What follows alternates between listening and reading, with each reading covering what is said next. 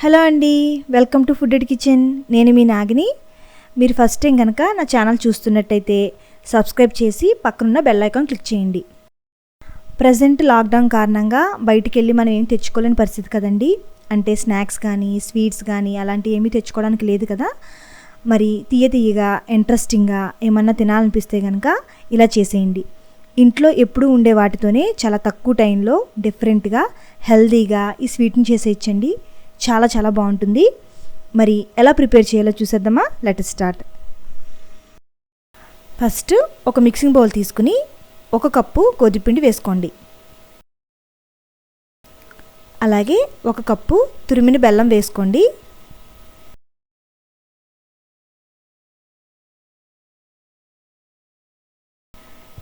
ఇప్పుడు ఇందులో ఒక అరటిపండు అండి, బాగా పండింది వేస్తున్నాను.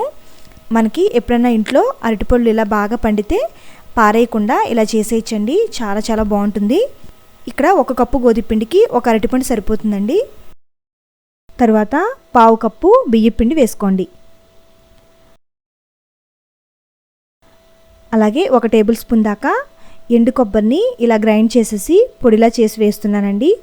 ఎండు కొబ్బరి లేకపోతే కనుక పచ్చి కొబ్బరి తురుము కూడా వేసుకోవచ్చు. 2 యాలకుల పొడి కూడా యాడ్ చేయండి.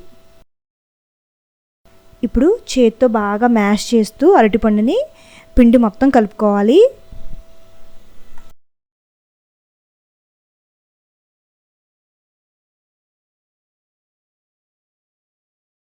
తర్వాత కొంచెం వాటర్ని యాడ్ చేస్తూ కలుపుకోండి.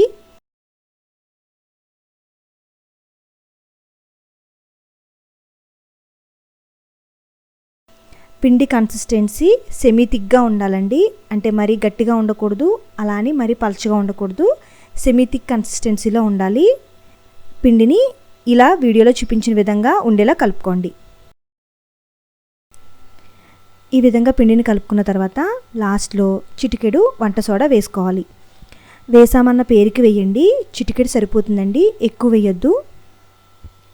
ఇప్పుడు ఇలాంటి గుంటగరిటెని తీసుకుని దీన్ని బాగా కలుపుకోండి. మనకి పిండి రెడీ అయిపోయింది కదండి. ఇప్పుడు డీప్ ఫ్రై కోసం కావలసినంత ఆయిల్ని హీట్ చేసుకోండి, మంటని మీడియం ఫ్లేమ్లో ఉంచి. ఓకే, ఆయిల్ బాగా హీట్ అయింది కదండి. కొంచెం మంటను తగ్గించి ఇలా వీడియోలో చూపించిన విధంగా గరిటెడు పిండిని తీసుకుని ఆయిల్లో వేయండి స్లోగా. ఇలా కడాయికి సరిపడంత వేసుకోండి. పిండిని ఇలా గరిటెతో వేస్తున్నప్పుడు ఒకే చోట ఉంచి వేయండి. అది షేప్ అవుట్ అవుతుందండి మనం సరిగ్గా వేయకపోతే. ఇలా ఒకే చోట ఉండి వేస్తే కనుక చక్కగా మనకి రౌండ్గా వస్తాయన్నమాట. ఇలా వేసిన తర్వాత కాసేపటికి అవి బాగా పొంగి పైకి తేలుతాయండి. అప్పుడు ఇలా ఆయిల్ని వాటిపై వేస్తూ ఉండండి స్లోగా. అలవాటు లేకపోతే కనుక మీద పడుతుందండి ఆయిల్, జాగ్రత్తగా వేయండి. తర్వాత ఇలా 2 వైపులా ఈక్వల్గా వేయించుకోండి.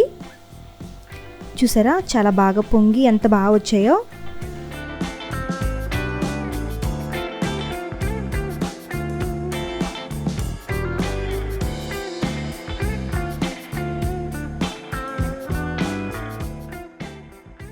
ఇవి మనకి గోల్డెన్ బ్రౌన్ కలర్లోకి రాగానే టిష్యూ ఉన్న ప్లేట్లోకి తీసేయండి.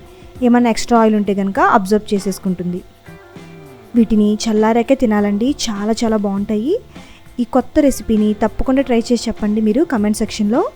మరి ఈ రెసిపీ నచ్చినట్లయితే కనుక లైక్ చేసి షేర్ చేయండి. మళ్ళీ నెక్స్ట్ వీడియోతో మీ ముందుకు వచ్చేస్తానండి. అంతవరకు సెలవు, నమస్తే.